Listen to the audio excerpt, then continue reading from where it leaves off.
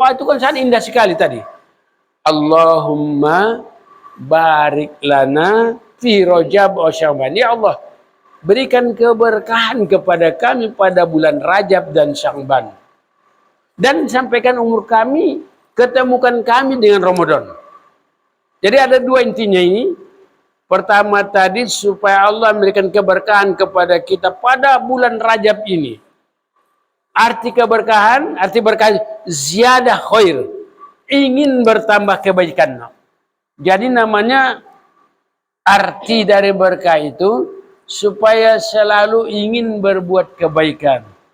In ahsantum ahsantum, jika kamu berbuat kebaikan maka untukmu. Untuk kita. Jadi supaya senang kita berbuat kebaikan. Itulah namanya berkah itu. Senang. Tidak malas berbuat kebaikan. Nah itu yang dituntut kepada kita itu. Selalu berkah, hidup yang berkah. Hidup yang selalu dalam suka berbuat kebaikan. Bukan sebaliknya. Hidup yang tidak berkah rasanya malas dia untuk berbuat kebaikan. Itu yang pertama, doa itu. Yang kedua, ya, supaya kita dipertemukan dengan Ramadan. Kita butuh ketemu dengan Ramadan. Ya, butuh ketemu dengan Ramadan. Apa buktinya tadi? Pengurus ranting Muhammadiyah sudah ngajak ibu-ibu untuk rapat. Padahal masih lama kan? Untuk rapat bersiapkan Ramadan. Di Ramadan ini kita butuh ketemu dengan Ramadan. Kenapa? Karena ternyata yang luar biasa Ramadan ini itu mangkoma Ramadana imanan wahtisaban ghufrallahu ma taqaddama min dzambi. Siapa saja yang mengagungkan katakanlah menghidupkan Ramadan di atas dasar keimanan, Allah mengampunkan dosa-dosa silam. Semua dosa kita diampuni Allah SWT. Bahkan bukan saja ahrojahu zunubaika yaumul keluarlah semua dosa-dosanya sehingga statusnya bahkan bayi yang baru lahir dari rahim sang ibu kita. Jadi Bu, kita diproses lagi seperti bayi. Ya. Seperti bayi. Bayi diproses kita ya, walaupun kita sudah nenek-nenek tapi dijadikan kembali baikan bayi. Tapi dosa kita dihapuskan dosanya sehingga dia kembali baikan bayi yang baru lahir dari rahim sang ibu, bersih noda dan dosa. Yang namanya kan bayi kan kita senang. Hampir semua orang senang dengan bayi. Apa buktinya Bu? Kalau misalnya ada orang buang bayi, kan sering terjadi. Sering terjadi mungkin dibuang orang bayi. Selama bayi itu masih hidup, ya, dia pasti diambil orang. Tidak ada bayi yang terlantar selama dia masih hidup. Kalau misalnya ada orang menaruh di situ, mungkin ibu-ibu juga mau. Walaupun dia ekonominya berat, tapi kalau ada bayi, dia mau peliharanya itu. Mau dia peliharanya. Jadi belum pernah ada bayi yang terlantar, ya, terlantar karena si bayi ini tidak yang meliharanya. Banyak kasusnya itu. Dulu ada tuh, tapi bukan di mana, bukan di Kaum Kenanga ini. Ketika ada dulu bayi dibuang orang, ada seorang ibu, hidupnya memang dalam keadaan miskin, tapi dia mau meliharanya. Tidak dikasih orang lain. Kenapa? Karena bayi ini kan senang kita melihat. Si bayi senang melihatnya itu tidak ada dosanya. Itu bakal senang. Ya, hampir semua orang senang dengan bayi. Kenapa? Sekali lagi dia tidak berdosa. Coba nenek-nenek. Nenek-nenek misalnya sudah lumpuh. Ditaruh orang di teras ibu. Misalnya benar, tolong Bu, angkatlah nenek ini sebagai nenek angkat. Atau sebagai katakanlah ibu angkat.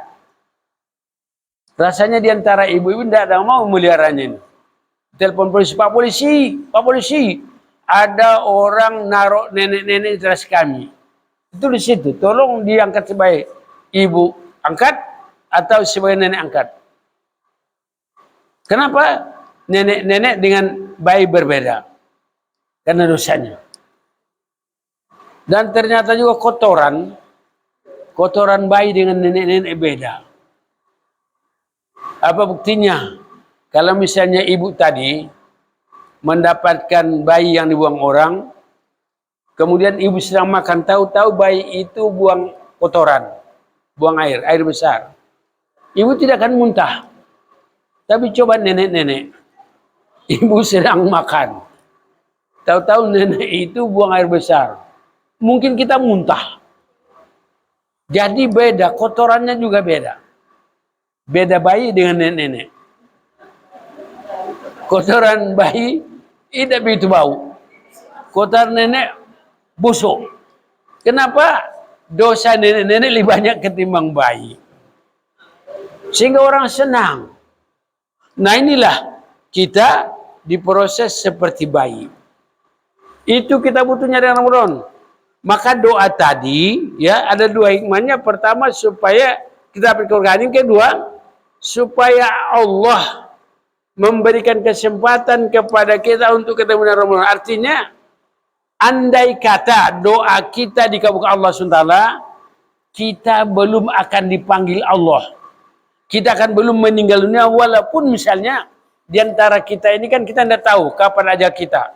120 hari dalam kandungan ibu dulu sudah tentukan ajal kita. Siapa tahu di antara ibu-ibu misalnya dulu di dalam rahim ibunya sudah tentukan kita akan meninggal mungkin bulan depan atau minggu depan. Tapi dengan doa kita ini, kemudian doa kita di Allah, Allah belum akan memanggil kita sebelum kita ketemu dengan Ramadan. Kalau sudah Ramadan mati situ lah, tidak apa-apa. Kalau kita sudah diproses menjadi bayi, ya sudah diproses seperti apa dosanya tidak ada lagi. Maka itulah sangat kita dambakan dengan namanya doa ini, diperpanjang umur kita, diberi kesempatan kepada kita untuk ketemu dengan Ramadan. Nah itu jadi dua hikmahnya. Jadi perbanyaklah doa ini, ya. Mari sama-sama tafallah. Allahumma barik lana fi Rajab wa Sya'ban. Ajak keluarga doakan itu. Ya. Satu itu hikmahnya. Lalu kemudian berikutnya hikmah pengajian ini menyuruh kita untuk banyak puasa sunat pada bulan Rajab ini. Apa hikmahnya? Yang jelas Allah sendiri sudah berfirman di dalam surat At-Taubah. Surat At-Taubah ayat 36. Inna inatasyura indallahi isna asyara syahram fi kitabillah. Yawma khalaqas samawati wal arda minha arba'atun rum. Yang artinya sesungguhnya bulan-bulan Allah SWT adalah 12 bulan. Ketika Allah menciptakan langit dan bumi, di dalamnya ada 4 bulan hurum. 4 bulan suci yang harus dihormati. Ya. Ada yang masih ingat 4 bulan suci ini atau 4 bulan hurum ini? Ada yang masih ingat?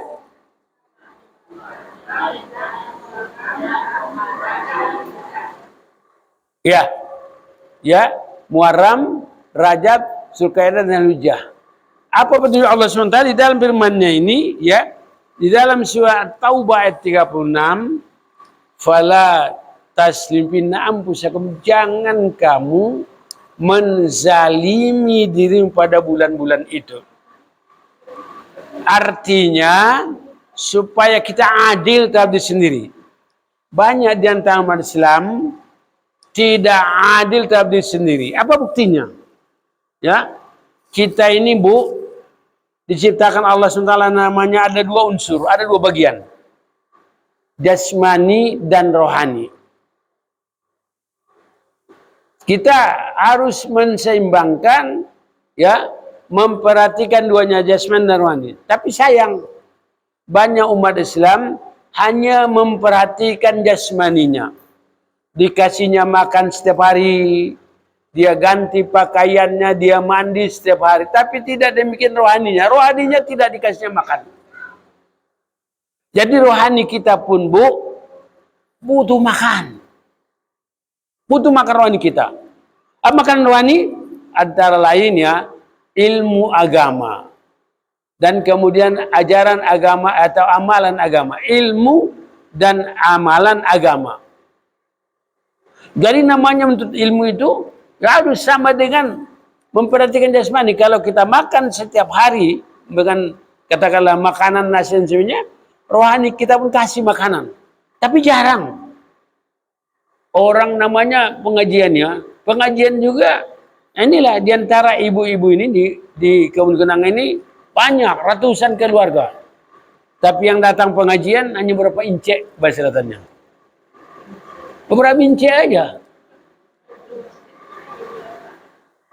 Keruan incek. Berapa orang aja, berapa incek aja katanya. Itu. Maka dosanya tidak mengikuti pengajian pada bulan 4 ini lebih besar ketimbang pada bulan yang lainnya. Maka khususnya lagi bulan-bulan hurum ini harus rajin pengajian. Minimal itu. Bahkan firman Allah SWT dicatat nanti dalam surat At-Taubah ayat 36. At-Taubah 36. Inna indata syura indallahi isna asyara syahran fi kitabillah yauma khalaqas samawati wal arda minha arba'atun. Dzalika dil qayyim fala tasim bi anfusikum wa qatalusnya kafah kama ikutum kafah. Ya. Jadi di sana fala tasim anfusakum, jangan kamu menzalimi diri sendiri. Artinya kita tidak ada diri sendiri. Maka perbanyak juga doa supaya kita tetap dalam keadaan adil dalam diri sendiri. Ada namanya doa Nabi Adam, Rabbana zolamna ampusana wa illam taghfir lana wa tarhamna lanakunanna minal khasirin. Coba dia makan ini. Rabbana zolamna, ya Allah kami telah menzalimi diri kami sendiri. Rabbana zolamna ampusana wa illam taghfir lana wa tarhamna lanakunanna minal khasirin. Ya Allah, kalau tidak ampunanmu kami termasuk orang merugi. Kalau doa Nabi Yunus, la ilaha illa anta subhanaka inni kuntu zalimin. Ya Allah, tidak ada Tuhan selain Engkau, sesungguhnya saya menzalimi diri sendiri. Kita akui, kita banyak menzalimi sendiri, tapi perbanyak doa itu.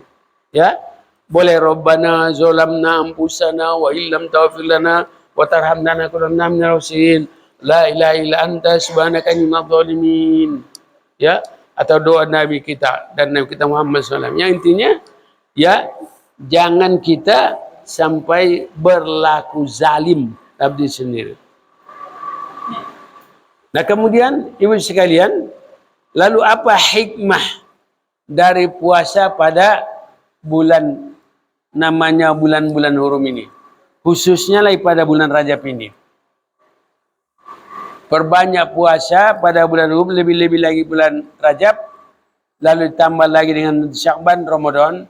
Siapa yang berpuasa pada 3 bulan ini, maka nanti tidak akan merasa kehausan. Tidak akan merasa kehausan di padang mahsyar. Digambarkan di padang mahsyar, itu luar biasa panasnya. Di dunia ini kiamat, ya, dunia kiamat dan matahari masih ada. Hanya beberapa jengkal dari ubun-ubun kita. Dapat dibayangkan bagaimana panasnya, bagaimana hausnya. Ya, dapat dibayangkan tuh. Dalam riwayat itu andai kata kucing pergi mandi, lalu dia menggelepar-geleparkan bulu-bulunya sehingga neteslah satu tetes di bibir kita. Bukan main perasaan kita sejuknya, baru setetes. Karena luar biasa namanya hausnya, baru setetes. Tapi orang yang puasa pada bulan Rajab dan berikutnya Syakban dan apalagi Ramadan tidak akan merasakan kehausan. Tidak akan merasakan kehausan. Dan di dalam riwayat, ada satu riwayat, pernah Rasulullah SAW pergi jalan-jalan bersama seorang sahabat namanya Sauban. Secara kebetulan Ya, sahabat ini Rasulullah itu melewati atau melintasi kuburan. Misalnya kita jalan-jalan tahu-tahu lewat katakanlah kebun beler, ada kuburan sana di ujung. Tahu-tahu Rasulullah menangis dengan sendirinya di pinggiran kuburan itu. Nangis Rasulullah. Di Sauban, tidak tahu kenapa Rasulullah menangis. Dia kata, ya Rasulullah, kenapa Rasulullah menangis demikian rupa? Dia pun nangis. Dia tidak tahu menangiskannya, tapi dia menangis karena melihat Nabi menangis. Kenapa Rasulullah menangis? Lalu Rasulullah mengingatkan, orang itu dalam kuburan sedang disiksa habis-habisan oleh malaikat mungkar nangkir. Andai kata mereka pernah berpuasa 1 hari di bulan Rajab, tidak akan disiksa habis-habisan oleh malaikat mungkar nangkir. Sahabat bertanya Rasulullah, apakah kita dengan berpuasa pada bulan Rajab tidak disiksa dalam kubur? Iya, kata Rasulullah, tidak disiksa. Ya, ini baru 1 hari. Samalah dengan kira-kira kita kalau biasakan membaca surah Al-Mulk, ya, surah Al-Mulk setiap malam, insya Allah akan terhindar dari siksa kubur. Ada yang sudah mengamalkannya Al-Mulk. Surah Al-Mulk, tabarakalladzi biyadihil mulku wa ala kulli syai'in qadir. Walaupun tidak dihafal, dibaca aja di dalam surat juz ke-29. Di surat Al-Mulk namanya. Bacakanlah itu setiap malam. Tabarakalladzi biyadihil mulku wa ala kulli syai'in qadir. Alladzi khalaqal mauta wal hayata liyabluwakum ayyukum ahsanu amala. Dan seterusnya nanti, insya Allah orang itu tidak akan disiksa di kubur, terhindar dari siksa kubur. Kalau sudah terhindar dari siksa kubur, pasti akan terhindar dari siksa neraka. Jadi jaminannya surga, itu intinya. Ya. Nah, oleh karena itu mari juga minimal puasalah. Kalau bisa mulai besok. Besoklah puasa. Tapi kalau ada undangan. Nah, bagaimana sikap kita? Besok kan saya dapat undangan ini, apalagi minggu. Saya dulu pernah, ya di waktu Yaumul Bid'ah itu, saya datang ke pesta. Pesta saya puasa. Jadi saya mengamalkan, kan ada apa namanya di zaman Rasulullah, ada seorang sahabat menemui Rasulullah, ya Rasulullah, bagaimana sikap saya? Saya hari ini puasa, tapi saya dapat undangan. Kata Rasulullah, penuhi undangannya, batalkan puasamu. Kau dapat pahala puasa 1 hari penuh. Dapat pahala 1 hari penuh. Jadi tidak dikurangi, dapat pahala 1 hari penuh.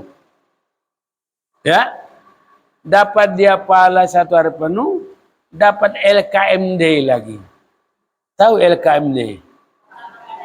Jadi begitulah pada kira-kira beberapa bulan lalu, saya dalam keadaan berpuasa, ada undangan. Jadi pada waktu itu sebelum makan, ya, saya ambil minum dulu. Belum saya ambil nasi, saya ambil minum dulu. Ini bukan meminum ya, ini hanya contoh aja ini. Contoh, ya, di waktu dulu saya dalam keadaan puasa, saya ambil minum, saya duduk. Kata saya, duduk, Bismillahirrahmanirrahim, Allahumma laka sumtu wa bika amantu wa la zakaftu, kata. Dekat saya itu nanya, kok Bapak dapat doa berbuka, katanya. Iya, saya tadi puasa. Nah, kenapa Bapak doa berbuka? Kenapa berbuka itu? Iya, boleh, kata saya. Boleh berpuasa, boleh berbuka kalau memang kita diundang dan dapat pahala 1 hari. Kata saya dapat pahala 1 hari, dapat LKMD. Kalau kita kepingin LKMD, batalkan puasa, tidak apa-apa, pahalanya dapat. Tapi memang benar-benar niat, syukur-syukur kita sahur. Ya, sahur. Tapi kan mengatakan hidayah kami tambah elok, nanti tambah banyak pahalanya. Tapi yang penting menghadiri perkawinan wajib hukumnya. Sedangkan namanya puasa itu jangan sampai yang sunat mengalahkan yang wajib. Ya, palanglah bukan mau minum tadi ya, bismillahirrahmanirrahim. Ini nikmat gitu ya. Nah ini, jadi itu sikap kita ketika kita puasa ada undangan. Boleh kita membatalkan puasa, tidak berdosa, pahalanya tetap kita dapatkan 1 hari. Tapi kalau puasa Ramadan jangan. Puasa Ramadan jangan. Haram hukumnya. Kalau puasa Ramadan gara-gara haus saja atau gara-gara ibu-ibu ingin cicipi kue. Biasanya di akhir-akhir Ramadan masak kue ingin cicipi. Sengaja membatalkan puasa, walaupun rencana akan dikodok, tidak akan terima Allah. 1 hari kita ya membatalkan puasa, tidak akan diterima Allah SWT, diganti 1 tahun, tidak akan terima Allah. Tidak boleh. Ya, tidak boleh. Walaupun kita selero. Nah, sedangkan namanya puasa sunat boleh saja. Kalau ada selero dengan LKMD, ya manfaatkan LKMD. Dapat pahalanya, mesti dapat pahalanya. Ya. Makanya nanti malam ya bersahurlah. Ada undangan besok, situlah pikirkan. Kalau kita mau datang silakan, tapi kalau tahan tambah elo aja undangan besok ya. Jadi besok hari Ahad dan hari Senin. Hari Senin pasang 3 niat sekaligus. Pertama puasa Ayyamul Bid. Yang kedua puasa hari Senin.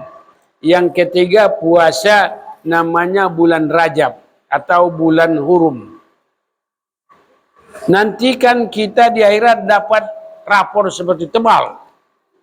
Di situ ada belangko-belangko dari amalan kita. Puasa Ayyamul Bidnya berapa hari? Nilainya berapa? Puasa hari Seninnya berapa? Nilainya berapa? Jadi kalau perlu nanti kita isi semua. Kita isi semua. Ya. Namanya belangko-belangko ini. Buat pengajiannya sampai nanti pengajian juga ini buat sini. Pengajiannya berapa hari? Ya. Misalnya ini tidak pernah mengikuti pengajian. Kosong. Ini kosong. Semakin tinggi nanti nilai kita, semakin ya besar harapan, semakin elok kita dalam surga. Walaupun sama-sama surga, tapi ada surga pip, ada surga-surgaan gitu ya. Jadi artinya mungkin di emper-empernya saya, makanya diisi amalan semua. Itu ya. Jadi samping kita doa, dituntut kita untuk berpuasa. Nah kemudian keistimewaan kedua pada bulan Rajab ini, bulan Rajab ini sengaja dipilih Allah SWT untuk mengilhamkannya Muhammad. Ini berawal dari firman Allah SWT, Subhanalladzi asra bi'abdihi laila minal masyaram ilal masjidil aqsa alladzi barakna haulahu linuriyahu min ayatina innahu samil basir. Yang artinya Maha Suci Allah yang telah memperjagaan hambanya Muhammad 1 malam dari Masjid Haram Makkah menuju Masjid Aqsa di Palestina, yang kami berkasihnya agar kami perlihatkan tanda-tanda kesucian kami. Sesungguhnya Allah Maha mendengar lagi Maha melihat. Nah ayat ini Allah mulai dengan firman-Nya Subhanalladzi, berawal dari Subhanallah. Kajian ulama, kalaulah ada firman Allah Subhanahu wa taala mengungkapkan Subhanallah atau Subhanalladzi, berarti dalam ayat itu ada peristiwa luar biasa, peristiwa ajaib. Apa peristiwanya? Itu terjadinya Isra Mi'raj. Itu luar biasa. Artinya mukjizat besar Muhammad nomor 2 setelah Al-Quran. Mukjizat besar Muhammad kita misalnya ini adalah mukjizat terbesar adalah Al-Quran. Ya, ini Al-Quran. Karena Al-Quran tidak sama dengan kitab suci lainnya. Kalau kitab suci lainnya misalnya Taurat, Injil, Zabur, tidak ada yang asli. Sudah dirubah-rubah oleh manusia, oleh umatnya. Tapi kalau Al-Quran tidak akan mungkin dirubah oleh orang lain. Sehingga merupakan mukjizat terbesar. Jadi mujizat terbesar nomor 2 adalah Isra Mi'raj. Nabi bisa berjalan dari Masjid Haram Makkah menuju Masjid Aqsa pastinya. Jaraknya lebih kurang 2000 km. Hanya tempuh Nabi dalam beberapa hari. Ya, tidak ada pesawat pada waktu itu. Hanya bukan beberapa hari, tempuh Nabi dalam beberapa menit saja. Berapa menit? 2000 kilo. Ya, hanya ditempuh Nabi dalam beberapa menit saja. Sudah itu naiknya, artinya Mi'raj, naiknya Muhammad dari Masjid Aqsa sampai ke angkasa luas. Hanya beberapa menit. Ini namanya mukjizat. Maka dimulai firman-Nya subhanallah. Ini memberikan petunjuk kepada kita. Kalau kita melihat hal-hal yang kita kagum, kita heran, ucapkanlah subhanallah. Jadi jangan seperti kita misalnya melihat sesuatu, ya, dia heran. Paling-paling misalnya kalau jemu setan ndu ai kata. Alak hebat tit ndu ai. Atau cacam ndu ai cacam alak hebat itu. Kalau orang Minang onde kata. Onde mande. Bukan ucapan itu, tapi ucapan subhanallah. Kita heran, subhanallah. Maka saya mengingatkan kita, ada 2 kalimat ringan diucapkan dengan lisan, tapi berat pandangan palanya, dan kemudian Allah paling senang. Kalimatani khafifatan ala lisan, sakatan ala lisan, habibatan ala rahman. 2 kalimat ringan diucapkan dengan lisan, tapi berat pahalanya, timbangannya, dan paling suka oleh Allah SWT. Yaitu kata-kata subhanallah yang azim, atau subhanallah bihamdi. Subhanallah bihamdi boleh, subhanallah azim boleh. Itu luar biasa. Sampai 9 subhanallah bihamdi, subhanallah azim. Itu kan doa Nabi, ya doa malaikat Jibril. Subhanallah bihamdi, subhanallah azim, astaghfirullah, subhanallah bihamdi, subhanallah. Itu doa Jibril itu. Subhanallah bihamdi, subhanallah azim, astaghfirullah, subhanallah bihamdi, subhanallah azim, astaghfirullah. Itu doa malaikat Jibril. Nah, kemudian dari firman-Nya ini, minal Masjid Haram ilal Masjid Aqsa. Karena pada waktu itu baru 2 masjid di dunia. Ketika Nabi Muhammad SAW melakukan Isra Mi'raj, baru 2 masjid di dunia. Masjid Al-Muslim ini belum ada. Bahkan ini hutan. Andai kata mungkin Al-Muslim ini sudah ada, Nabi pun akan singgah di sini. Andai kata. Ya. Nah, kalau sekarang sudah kita perhatikan di dunia ini ratusan juta masjid. Ratusan juta masjid. Di Kebun Kenanga ini ada 2 atau 3 masjid. Ini contoh. Maka prinsip misalnya, karena banyak masjid, kita singkat saja, minal masjid ilal masjid. Dari masjid ke masjid. Artinya, ya bukan saya dari masjid ke masjid, tapi cintailah masjid. Siapa yang cinta masjid, senang hatinya ke masjid, senang beribadah, senang mengikuti pengajian, maka Allah nanti akan berikan perlindungan di hari kiamat yang tidak ada perlindungan selain perlindungan Allah SWT. Yaitu orang yang senang dengan masjid. Ya, maka ibu-ibu upayakan ini, senang dengan masjid. Ya, sudah dapat perlindungan nanti.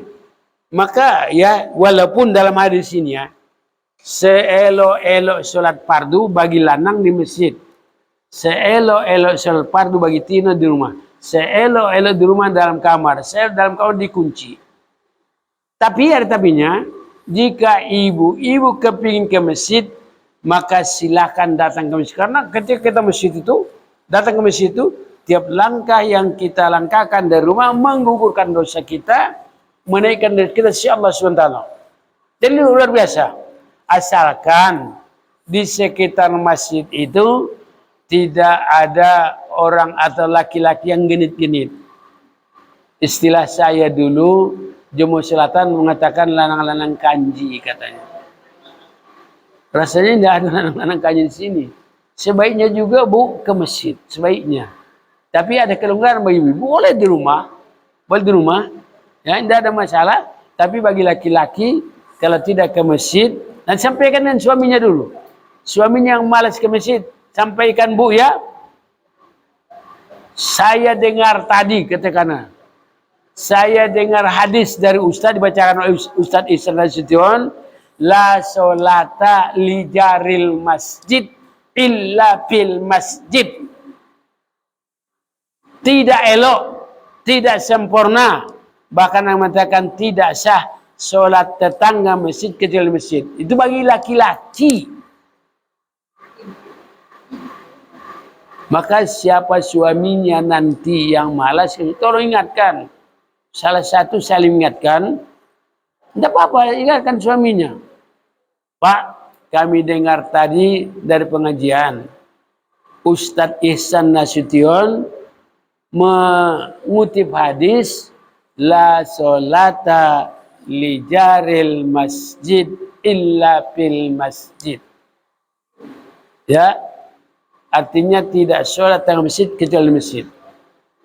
Nah kemudian terjemahannya berikutnya ini, ya, bukan saja dari masjid ke masjid, tapi pergilah kemana saja dari hati yang suci sampai tempat dalam keadaan suci dan balik dalam keadaan suci seperti sucinya masjid. Nah jadikanlah masjid ini sebagai lambang kesucian.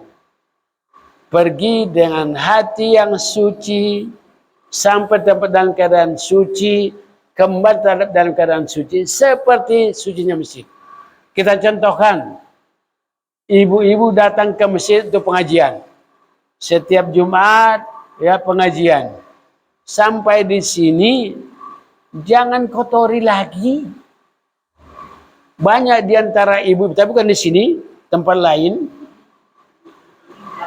Karena saya sudah pernah dengar ada ibu-ibu Dharma Wanita Pemprov dulu. Di sana kan ada masjid mereka.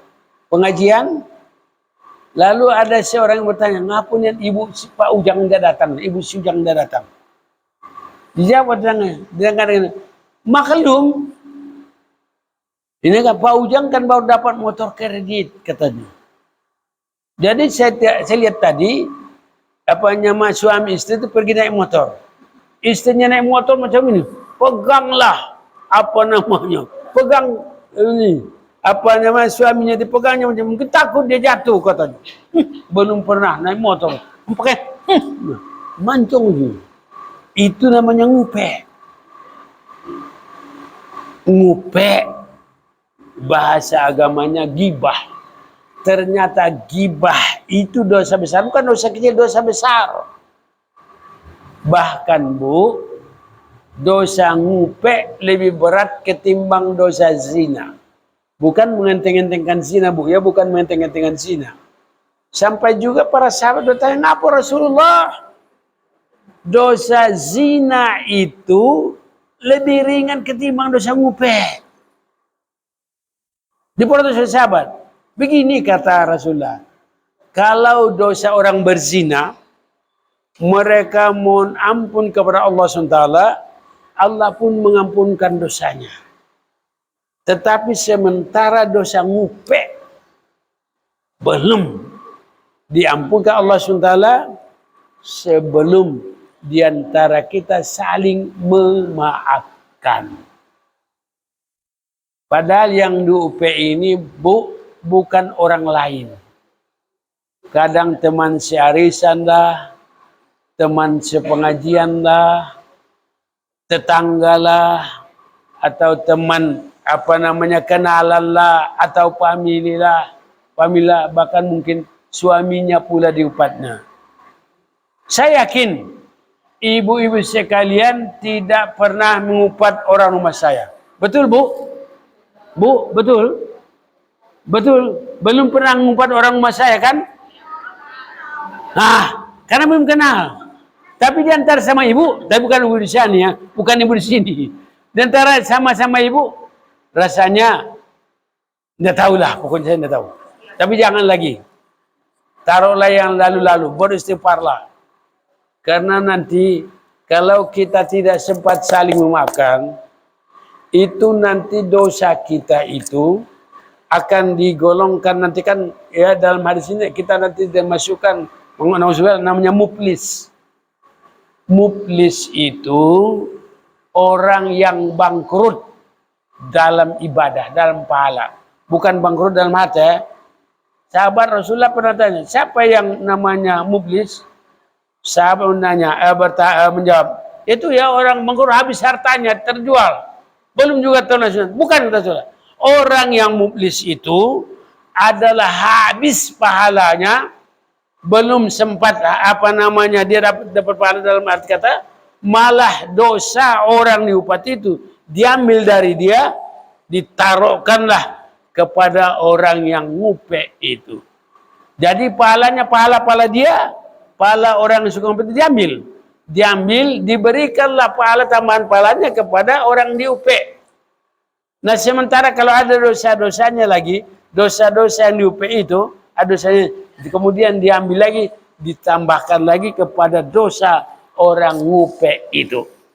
Oleh karena itu Bu, berhentilah ngupe. Dan Nabi menyaksikan sendiri dalam Isra Mi'raj, banyak teman Nabi, antara lain Nabi melihat orang mencakar, ada kukunya seperti tembakau, tajam. Dicakarnya mukanya sampai dia menjadi kesakitan karena luka-luka. Luka-luka luar biasa. Luka berdarah. Menjerit dia. Tapi anehnya sembuh, digaulannya lagi. Nabi ngeri melihatnya.